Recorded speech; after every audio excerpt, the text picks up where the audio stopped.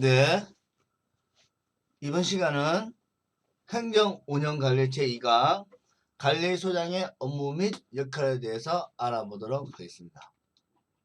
자, 과거에는 경험이 많고 기술이 특중하지 않아도 되겠죠. 기술이 손재주 좀 있는 그런 분들이 관리소장을 많이 했었어요. 그 노하우가 많은 소장님이라고 그러겠죠. 그런데 우리 소장님들은 경험이 없어. 그럼 관리소장 못하나요? 아니죠. 우리는 다른 게 있으면 됩니다. 뭐가 있으면 되죠? nowhere. nowhere가 뭐죠? 어디에 있는지를 알면 됩니다. 무엇이 많은 정보가 나보다 더 뛰어난 기술자가 또는 나보다 더 싼 비용으로 그리고 나를 대신해 줄 수 있는 사람이 어디 있는지 알면 됩니다. nowhere. 자주 나오는 용어니까 잘 기억하십시오. 그리고 관리소장님은 이제 현장으로 가시게 돼요. 현장에 되시면 관리소장님은 관리회사의 대표, 사장의 대리해서 관리소장을 하는 겁니다. 꼭 사명감과 어떤 자리에 어떤 자신감을 가지고 일을 해야 되고요. 그렇기 때문에 이 관리소장님들은 계약 연장의 키맨이에요. 그런데 앞전 시간에 말씀드렸다시피 아파트는 뭐 다는 아니지만 보통 2년마다 재계약을 해요. 재계약 꼭 합니다. 계약서를. 그런데 상가빌딩은 자동 연장이 많아요. 왜? 특별한 어떤 잘못이 없거나 그렇다면 했던 데가 자동 연장하는 것이 보통 룰입니다. 뭐 아파트보다는 조금 더 오래 근무할 수 있는 여건이 바로 여기 있지 않나 그런 생각합니다. 자 보겠습니다. 그러면 관리소장이 하는 일인데요. 크게 두 가지가 있어요. 여기 보시면 행정, 법률, 운영관리 그리고 기술, 서비스, 경영관리. 운영은 직접 운영하는 거라고 생각하시면 되고 경영은 지휘하는 거라고 생각하시면 됩니다. 지휘. 맞죠? 그래서 행정운영관리에는 행정적, 법률적, 운영 및 적응관리, 외주관리, 조직관리, 회계관리 기술 서비스 관리는 시설물 수준 유지 관리, 응사태 대비 관리, 에너지 관리, 범죄 예방, 미화 환경 관리, 입주자 방역 서비스 관리 이렇게 됐어요. 그러면 여기서 질문 하나 드리겠습니다. 퀴즈. 행정 법률 관리와 기술 서비스 관리 중에 어떤 것이 몇 프로씩 차지할까요? 행정 운영 관리와 기술 서비스 관리가. 그래서 원래 퀴즈가 있는데 제가 먼저 여러분들 생각을 추리해 보니까 기술 손재주가 있는 사람이 소장을 해야 되지 않나 생각에 기술 서비스 경영 관리가 60, 70%가 차지한다고 생각하시는 분 많아요. 그런데 그러지 않습니다. 행정, 법률, 운영 관리가 60, 70%, 약 70% 제가 생각할 때는 기술 서비스 관리는 3, 40%밖에 안 돼요. 제가 볼 때는 30%. 이상하다? 경영이라 그러죠. 경영. 지휘하는 거예요. 지휘. 소장님 다 하는 게 아니야. 맞잖아요? 기술도 우리 기술 알 수가 없잖아요. 소장님은 다 하지 않고 지휘만 해요. 하지만 법률 운영관리. 우리 소장님이 직접 운영을 관리해야 된다. 그런 뜻이고요. 뒤에 가서 시간이 지날수록 제가 왜 이런 얘기하고 그런지 다 이해하실 겁니다. 이해하실 거 생각하고 한번 보겠습니다. 자, 건물이 탄생하는 과정인데요. 건물이 탄생하는 과정 한번 볼게요. 땅 주인이 뭐죠? 땅 주인? 땅 주인 지주. 지주죠? 지주. 지주가 땅을 팔면 시행사, 개발상이죠. 팔면 뭐 끝인데 공동으로 지주랑 공동으로 개발 사업을 하는 경우가 있어요. 이럴 때 개발 사업을 지주 공동 개발 사업이라고 한다. 그래서 시행사가 지주도 시행사, 개발사도 시행사죠. 시행사가 건물을 전문적으로 짓는 사람한테 맡기는 것을 시공사, 건설사죠. 시공사. 그리고 그럼 건물 짓고 있는 와중에 분양을 할 거 아닙니까? 분양. 이 분양을 대리하는 사람이 분양 대행사.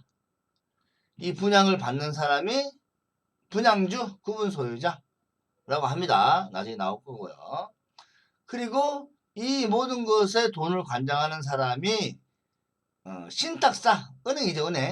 은행의 계좌지만 은행에서 돈이 나가지만 신탁사가 이 돈과 모든 것을 관리한다. 그렇게 하면 되고요. 이 모든 프로젝트를 위탁으로 관리해주는 회사가 있어요. 뭐 시행, 시공, 계좌, 분양대행 어쩌고저쩌고 다 모든 것을 위탁 관리해주는 회사를 PM사 나간다. 프로젝트 매니저사. 그래서 이제 소장님 하시면 PM사 누구다. 뭐 분양대행사 누구다. 시행사 알 거고요. 신탁사 담당자 누구다. 이런 게 있어. 그리고 지도 공동사업이다. 같은 시행사 대표다. 이렇게 얘기하면 대충 누군지는 알아야 됩니다.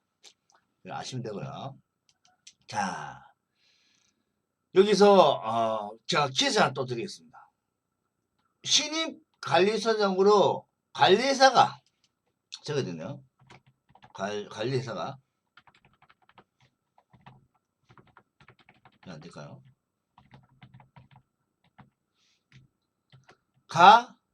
뽑는 최적의 나이는 몇 살일까요? 신입 관리소장으로서 관리사가 찾는 거죠. 관리사가 우대하는 최적의 나이는 몇 살일까요? 퀴즈 드립니다. 퀴즈. 정확히 말씀드리면 62에서 3세. 저기 뭐죠? 국민연금이 끝나고 1년에서 2년 정도 있다가 되신 분들 상당히 좋아합니다. 왜 그러냐? 관리사가 그런 부분을 국민연금을 납부하지 않아도 돼요. 뭐 그런 비용도 줄이는 것도 관리사의 역할이거든요. 그렇게 하시면 되고요. 그래서 62세 3세인데 소장님들은 잘 오셨어요. 여기서 경비를 할 것인지 관리소장 할 것인지 정해지는 거예요.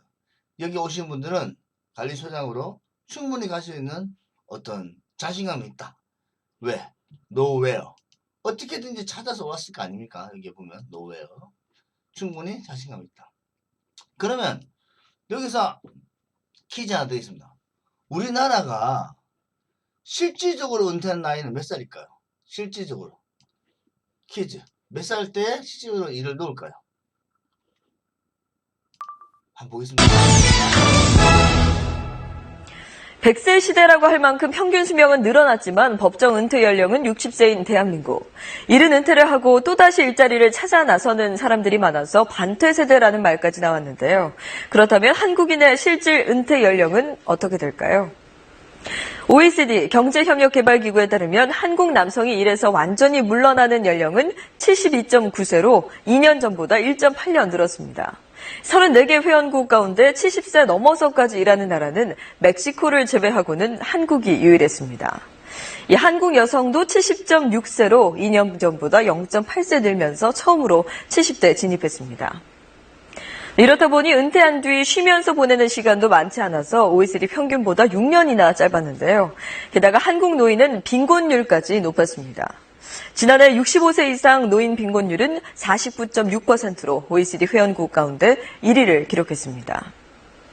은퇴하고도 맘 편히 노동시장을 떠나지 못하는 한국의 노년층. 반퇴를 벗어날 탈출구는 언제쯤 마련될까요? 자, 보십시오. 72.9세, 73세죠. 그러면 관리사가 찾는 최적의 우리가 나이는 62, 3세다. 우리 10년 동안 관리소장을 일을 할 수 있다. 그걸 보시면 됩니다. 그리고 실질적으로 70 넘는 소장님들 많아요. 엄청 많습니다. 그래서 70 넘어서도 충분히 일을 하셨다. 여러분들은 관리소장의 도전을 상당히 잘 하셨다. 그렇게 제가 정리해 말씀드립니다. 자, 그러면 관리소장 또는 관리소의 근무수칙입니다. 이거 엄청 중요해요. 하나씩 보겠습니다. 관리비 납부자는 우리의 급여를 대납하는 고객이며 우리는 그들의 일꾼을 항상 상기한다. 아시겠죠? 우리는 관리비 주는 사람의 일꾼이에요. 뭐 심한 표현 무슨 뭐 그렇게 잘 안 하지만 그렇게 해서 생각하고 일을 해야 된다. 출퇴근 시간을 엄수하고 명찰을 표용한 단정한 복장을 공부해야 된다. 입주민 보는 즉시 모든 입주민을 보는 즉시 안녕히 계세요, 반갑습니다, 감사합니다 등 인사를 철저히 해야 됩니다. 가장 중요한 거, 잘 모르는 내용은 추측발설하여 관리회사와 관리인의 신용을 훼손하면 안 됩니다. 그런 거 아닐까요? 그렇겠죠? 그렇지 않을까요? 이렇게 얘기하면 안 된다는 거죠. 그래서 잘 모르는 내용을 절대 추측발설하면 안 됩니다. 이게 중요한 거요. 접수된 민원은 24시간 내에 마무리하는 것을 원칙한다. 뭐 나중에 해야 되지 이런 거 필요 없고 무조건 오늘 아니면 내일 마무리하는 거죠. 근데 내일까지 마무리 안 되면 입주민한테 언제까지 어떻게 마무리하겠다 하고 민원한테 얘기해 주는 거예요. 아시겠죠?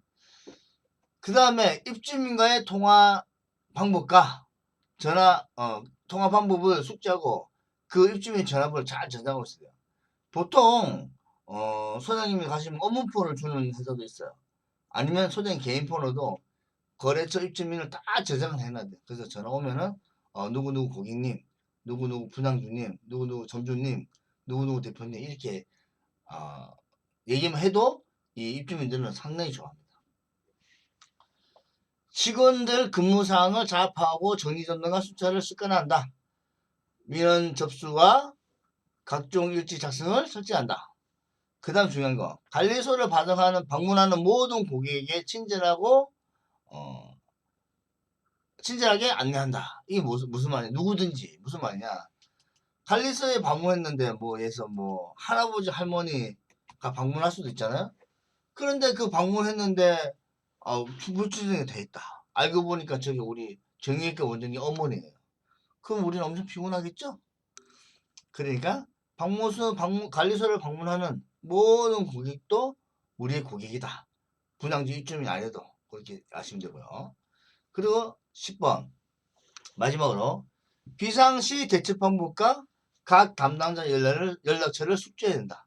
비상시 대처방법, 이게 화재, 승강기, 침수, 정면, 단수, 부스터, 펌프 이상, 주전, 고수 등등등이 있는데 이거는 기술 경영 관리 맨 뒷부분쯤에 우리 강의가 별도 있으니까 그때 강의를 들어서 꼭 숙지하시기를 바랍니다. 자, 관리소장의 주요 업무 회계관리.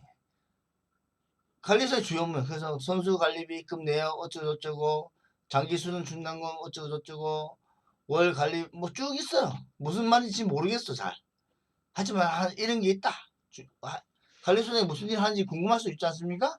그래서 무슨 일 하는지 이런 게 있다. 이제 아시면 되고요.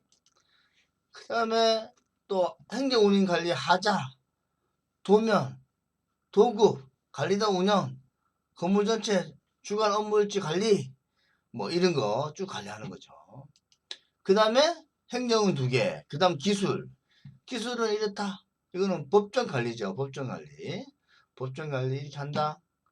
그리고 기계, 전기, 소방, 영선 이런 것들을 한다. 그런데 여기서는 노웨어가 있어. 노웨어. 나 말고 다른 사람이 이 부분을 참 친절하게 관리를 대행해 줍니다. 그래서 이 부분까지는 크게 걱정 안 하셔도 된다. 넣어볼게요. 노웨어 해제하고 여기 부분은 노웨어로 할 수 있다. 기계도 적당히 외주 주면 됩니다. 전기는 거의 1000km 이하는 외주 주고요. 소방도 거의 외주 주고요. 영선도 내가 하든지 다른 사람 외주 줄 수 있다. 기본적으로 알고 있어야 된다. 그 얘기입니다. 그 다음에 기술 경영 관리 중에 보안, 경비 관리, 그리고 잠시만요. 그리고 미화 관리, 보안 관리, 미화 관리도 기술 경영 관리에 들어가는 거죠. 그 다음에 비상시 응대 관리, 비상시 마지막 배운 데 있죠? 비상시에 있는 것 또한 관리하는 것도 우리 선생님 역할이다. 그렇게 하시죠. 고객 서비스 관리, 제가 말씀드렸죠? 입주민 관리소에 오는 모든 사람에게 친절하게 응대해야 된다. 그 얘기입니다. 자, 그렇고 16페이지. 그렇다면 여기 퀴즈 하나 있어요. 퀴즈. 관리소장님의 주요 업무? 역할? 핵심 역할이 무엇이라 생각하나요? 무엇이라 생각해요? 관리소장의 중점 업무, 핵심 업무가 무엇이라 생각해요? 제가 맞겠습니다. 관리소장은 입주민과의 원활한 유대 관계를 통한 관리비 수급 목표 달성입니다. 입주민과의 유대 관계를 통한 관리비 받는 것, 이게 가장 중요합니다. 관리소장의 역할. 돈 받는 게 가장 중요합니다. 아시겠죠? 건물은 움직이지 않는 배와 같아요. 움직이지 않는 배. 항해도 해야 되고, 기관도 고쳐야 되고, 뭐, 풍파도 만나서, 저기 비상시도 다 탈출해야 되고, 막 그런 거예요. 또 건물은 살아있는 생명체와 같습니다. 왜? 계속 에너지를 빨아당겨요. 건물이 그냥 가만히 서 있어서 에너지와 빨아당기고, 유지 보수를 해줘야 돼요. 돈이 들어가야 돼요. 이렇게 해서 관리소장님 역할이 엄청 중요하다. 그 많은 중요한 것 중에 하나가 우리는 돈을 받는 게 중요하다. 그렇게 하시면 될 것 같고요. 그래서 관리소장으로 중요한 일거 중 하나가 입주민과의 원활한 유대관계. 방법 뭡니까? 유대관계를 위해 최대한 노력해야 됩니다. 그 다음에 블랙리스트 작성. 블랙리스트가 좀 그런데 좀 뭐라 그럴까요? 깐깐한 사람들 리스트 작성해서 이분들을 계속 지속적으로 유아 전략을 수입, 유대관계를 쌓기 위해 전략을 수입해야 돼요. 뭐 식당이면 밥도 계속 가서 먹어주고, 술집이면 저녁에 술도 계속 팔아주고, 때 되면 선물도 갖다 주고, 뭐 선물 비싼 건 갖다 줄 수 없겠죠. 10,000원, 5,000원짜리 뭐 그런 선물도 있지 않겠습니까? 그런 것도 갖다 주고, 그런 분들 포함해서 모든 입주민을 친절과 서비스로 봉사해야 된다. 근무해야 된다. 뭐 그렇게 보시면 되겠습니다. 그렇게 보시면 되고요.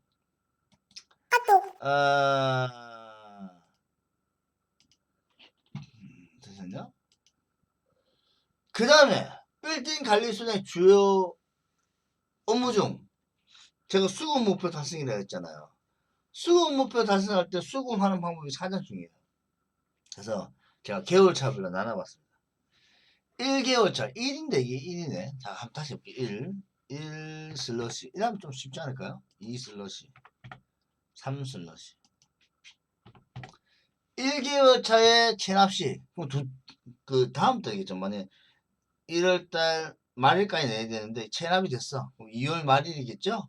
2월 말일쯤 돼서 이제 1개월치가 내야 되는데 2월도 안 내면 2달치가 낼 테니까 그때는 부드럽게 문자 보내는 거예요. 1월달에 관리비 납부를 까먹으셨나 봐요. 2월달에는 납부 부탁드립니다.